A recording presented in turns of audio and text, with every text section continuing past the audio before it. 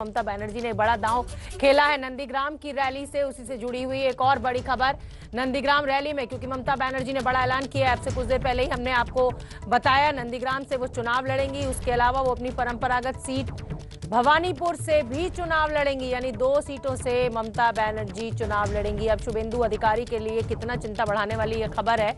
शुभेंदु अधिकारी हाल ही में बीजेपी में शामिल हुए हैं और दाहिना हाथ वो ममता बनर्जी का माने जाते थे।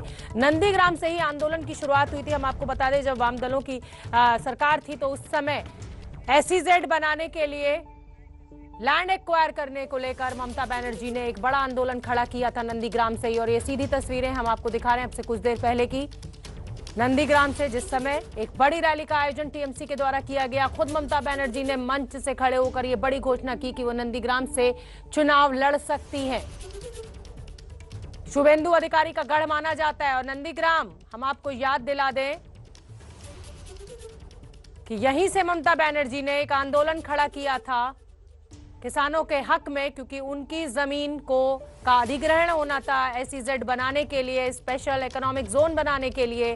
और उसके बाद ही ममता बनर्जी ने सत्ता में वापसी की थी और एक भारी भरकम बहुमत के साथ ममता बनर्जी सत्ता पर काबिज हुई थी। तो नंदीग्राम के लिए वो कहती हैं कि वो उनके लिए बहुत लकी है। और ये सीधी तस्वीरें नंदीग्राम से आप देख सकते हैं, बड़ी संख्या में लोग वहां पर मौजूद, तमाम समर्थक ममता बनर्जी के, TMC के यहां मौजूद हैं। और इसी रैली से, मंच से ममता बनर्जी ने एक बड़ा दांव आज खेला है। और बड़ा दांव ये कि वो भवानीपुर के साथ साथ नंदीग्राम से भी चुनाव लड़ सकती हैं। सीट एमनिते এটা জেনারেল সিট, কাজেই কোনো অসুবিধা নেই।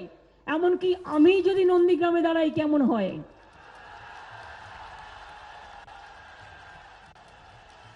ভাবছিলাম কথার কথা একটু বললাম, একটু ইচ্ছে হলো জায়গা, একটু আমার ভালোবাসার জায়গা। আমি হয়তো ইলেকশনের সময় অত টাইম দিতে পারবো না, কারণ আমাকে তো 294টা সিটে লড়তে হবে।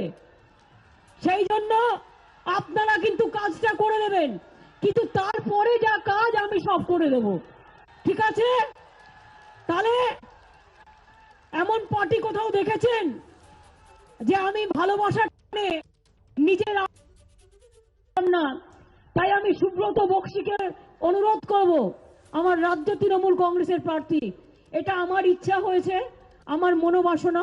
ভবানীপুরকেও আমি নেগলেক্ট করছি না, ভবানীপুরেও আমি ভালো প্রার্থী দেবো, ওটা আমার ভালোবাসার জায়গা। বক্সিকে বলবো নন্দীগ্রামে আমার নামটা যেন থাকে। মমতা বন্দ্যোপাধ্যায় আমাদের সকলের সামনে আজকে যে ঘোষণা করেছে, দলের পক্ষ থেকে আমরা তা গ্রহণ করলাম। নিশ্চিতভাবে আপনাদের সামনে তাকে উপস্থিত করে আমরা বুঝিয়ে দিতে চাই যে মমতা বন্দ্যোপাধ্যায় নন্দীগ্রামের মানুষকে ভোলেননি, নন্দীগ্রামের মানুষের কর্মকাণ্ডকে ভোলেননি।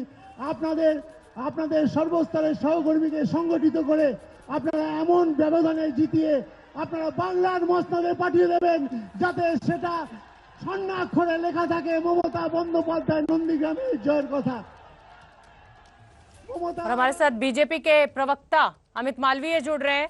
अमित जी, एक बहुत बड़ी घोषणा नंदीग्राम के मंच से ममता बनर्जी ने की है। शुभेंदु अधिकारी जो अभी आपकी पार्टी का हिस्सा बने, क्या चिंता बढ़ रही है बीजेपी की?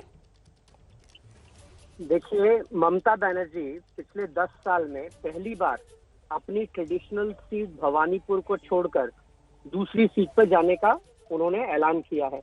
इससे यह स्पष्ट होता है कि उनका खुद का जनाधार कितना खिसक चुका है। दूसरी बात, वो नंदीग्राम से चुनाव लड़ना चाहते हैं। पहले वो ये बताएं बंगाल की जनता को कि उनके आंदोलन की वजह से जो 14 किसानों की मौत हुई थी, उनके लिए उन्होंने क्या किया। उस क्षेत्र में एक बहुत बड़ा इकोनॉमिक जोन आना था, जिसको उन्होंने नहीं आने दिया। और वहां पे आज अमित जी, उसके लिए तो CBI ने बुद्धदेव भट्टाचार्य को जिम्मेदार ठहराया था ना उन 14 मौत के लिए, तो ममता बनर्जी से क्यों सवाल ये? शोभना जी, मेरी बात खत्म होने दीजिए, आपकी सारी बातों का जवाब है मेरे पास। वहां पे एक IPS ऑफिसर थे, सत्यजीत बंदोपाध्याय, जिनको CBI ने चार्जशीट करा था किसानों पर गोली चलाने के लिए। उस IPS ऑफिसर को ममता बनर्जी ने अपनी पार्टी में शामिल कर लिया। इस पे तो ममता बनर्जी जवाब देंगी कि लेफ्ट जवाब देगा। ठीक है। और दूसरी बात, ममता बनर्जी इस आंदोलन से सरकार में आई, ठीक है अमित जी, तो किसानों को मुआवजा देंगी। ठीक है अमित जी, और धन्यवाद, बहुत बहुत धन्यवाद अमित जी।